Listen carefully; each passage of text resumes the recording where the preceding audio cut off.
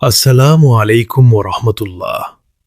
প্রথমে বলে রাখি, ইসলাম আবেগের ধর্ম নয়, ইসলাম দলিলের ধর্ম। প্রথমে সংক্ষিপ্ত সারমর্ম শুনুন।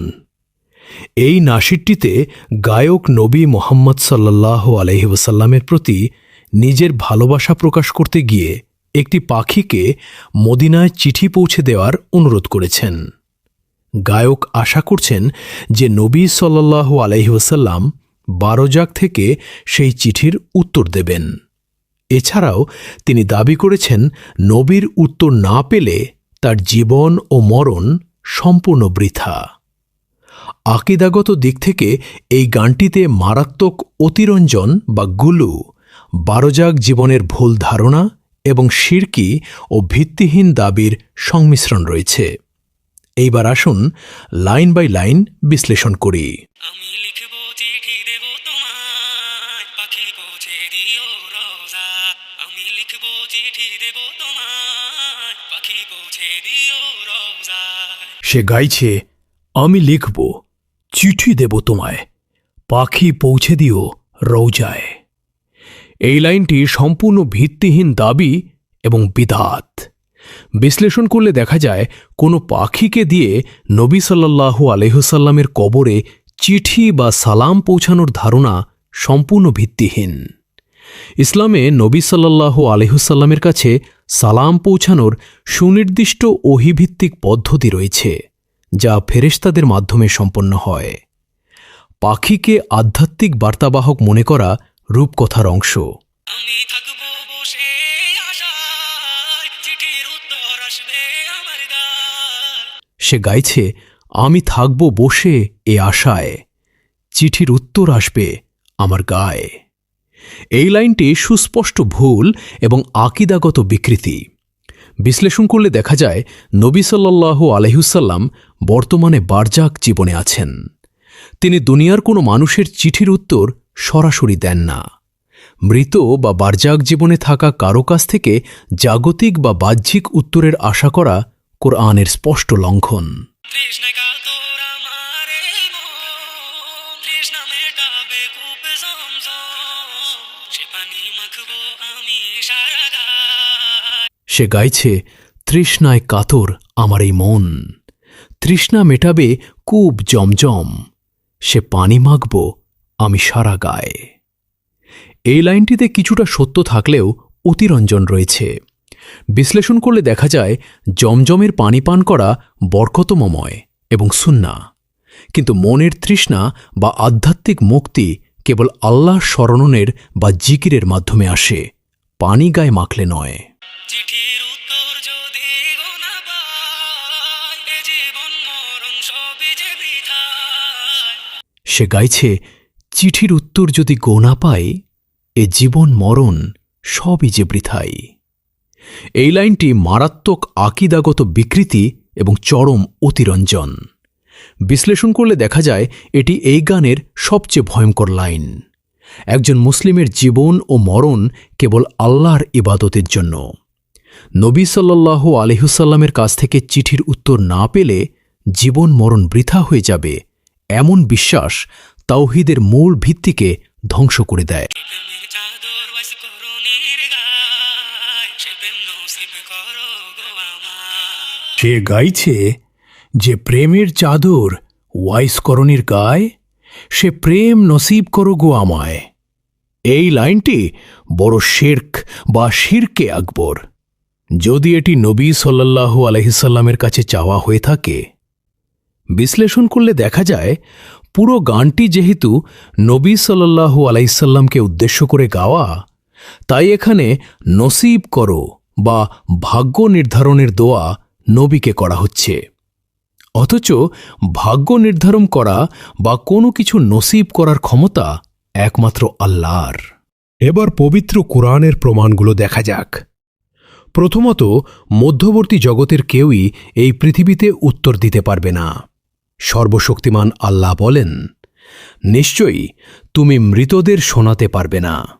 সূরা আন-নামল আয়াত ৮০।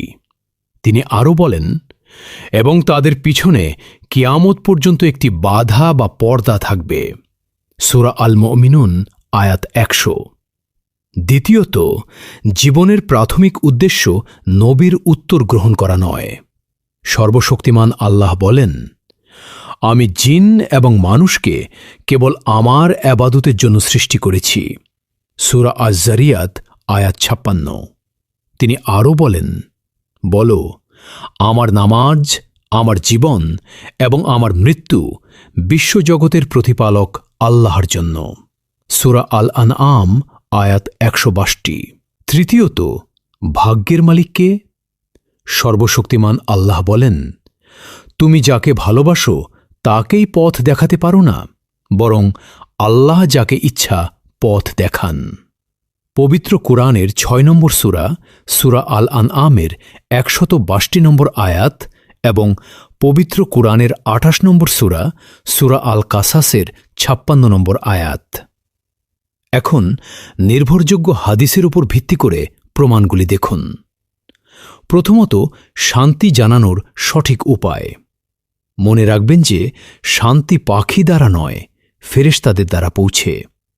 আল্লাহ রাসূল সাল্লাল্লাহু আলাইহি ওয়াসাল্লাম বলেছেন, আল্লাহর ফেরেশতারা পৃথিবীতে ভ্রমণ করেন এবং আমার উম্মতের শুভেচ্ছা আমার কাছে পৌঁছে দেন। সুনানে আন-নাসাই হাদিস নং 1282, সহিহ। দ্বিতীয়ত, একমাত্র কার কাছে প্রার্থনা করা উচিত?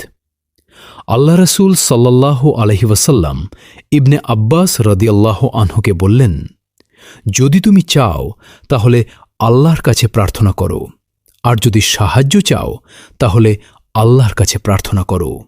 সুনানে আত-তিরমিজি হাদিস নম্বর 2516, সহিহ। এইবার অক্কিদাগত ত্রুটি ও শ্রেণীবিন্যাস করি। এই কন্টেন্টটিকে নিচের ক্যাটাগরিতে বিভক্ত করা হল। ঘুলো, অতিরঞ্জন। নবী সাল্লাল্লাহু আলাইহি ওয়াসাল্লাম এর প্রতি ভালোবাসার নামে তাকে এমন ক্ষমতা দেওয়া হয়েছে যা ওহী দ্বারা প্রমাণিত নয়। বিদাত, পাখির মাধ্যমে সালাম পাঠানো এবং চিঠির উত্তরের অপেক্ষা করার ধারণা। মেজর আকিদা ডিস্টর্শন, মারাত্মক আকিদাগত বিকৃতি। জীবন ও মরণকে নবীর চিঠির উত্তরের ওপর নির্ভরশীল মনে করা, যা সূরা আল আনামের 162 নম্বর আয়াতের সরাসরি বিরোধী। এইবার অন্যান্য ধর্মের সাথে তুলনা করে দেখি। খ্রিস্টবাদ, মৃত সাধু বা যিশুর কবরে চিঠি রেখে আসা এবং সেখান থেকে সরাসরি উত্তর বা অলৌকিক সাড়ার আশা করা ক্যাথলিক খ্রিস্টানদের একটি প্রথা। এই গানে নবী সাল্লাল্লাহু আলাইহি ওয়াসাল্লামের কাছে থেকে চিঠির উত্তরের যে আশা করা হয়েছে তা খ্রিস্টানদের সেই শিরকি প্রথার সাথে সাদৃশ্যপূর্ণ। প্রকৃতি পূজা বা অ্যানিমিজম, পশু পাখি বা প্রকৃতিকে আধ্যাত্মিক বার্তাবাহক মনে করা হিন্দু ধর্ম বা অ্যানিমিজমের ধারণা। ইসলামে গায়েব বা অদৃশ্যের বার্তা আদান প্রদান কেবল ফেরেশতাদের মাধ্যমে হয়, কোনো জাগতিক পাখির মাধ্যমে নয়। এইবার চূড়ান্ত রায়। According to the Quran and Sahih Hadith, this content is misleading and contains clear aqidah distortion. পবিত্র কুরআন এবং প্রামাণিক হাদিস অনুসারে এই বিষয়বস্তু বিভ্রান্তিকর এবং এতে স্পষ্ট মতবাদগত বিকৃতি রয়েছে। ইসলামে রাসূল সাল্লাল্লাহু আলাইহি ওয়াসাল্লামের প্রতি ভালোবাসা ঈমানের শর্ত, কিন্তু এই ভালোবাসার নামে তাকে অতি মানবিক ক্ষমতা দেওয়া, তার কাছে জাগতিক সাড়া আশা করা এবং আল্লাহর ইবাদতের বদলে জীবনকে নবীর চিঠির উত্তরের ওপর নির্ভরশীল বলা সম্পূর্ণ বাতিল ও ভিত্তিহীন। দাওয়াহ ও শিক্ষণীয় দিক এই বিশ্লেষণটি প্রমাণ করে যে ইসলাম কোনো অন্ধ আবেগ বা সুমধুর সুরের ওপর নির্ভর করে না। ইসলাম একটি যৌক্তিক, প্রমাণভিত্তিক এবং নিখাদ তাওহীদের ধর্ম। অন্য ধর্মে মৃতদের কাছে প্রার্থনা বা প্রকৃতির মাধ্যমে বার্তা পাঠানোর যে কুসংস্কার রয়েছে, ইসলাম কঠোরভাবে তা বাতিল করে, মানুষকে সরাসরি এক ও অদ্বিতীয় আল্লাহর সাথে সংযুক্ত করে। রসূল সাল্লাল্লাহু আলাইহিসাল্লামকে সম্মান করার একমাত্র ওহী ভিত্তিক উপায় হল তার সুন্নাহ বা আদর্শকে নিজের জীবনে বাস্তবায়ন করা, কবরে কাল্পনিক চিঠি পাঠানো নয়। This conclusion is based only on the Quran and authentic hadith, not on any scholar, emotion or madhab. এই সিদ্ধান্তটি কেবল পবিত্র কুরআন এবং খাঁটি নবীর ঐতিহ্যের উপর ভিত্তি করে, কোনো আলেম, আবেগ বা চিন্তাধারার মতামতের উপর নয়। সবাই ভালো থাকুন, সুস্থ থাকুন। আল্লাহই হলেন রক্ষাকর্তা। तेरी रहमत का है कोई ना हद ना सरहद, दुनिया में भी रहमत आखिरत में भी रहमत, तूने लिखा अपने ऊपर रहमत या रब।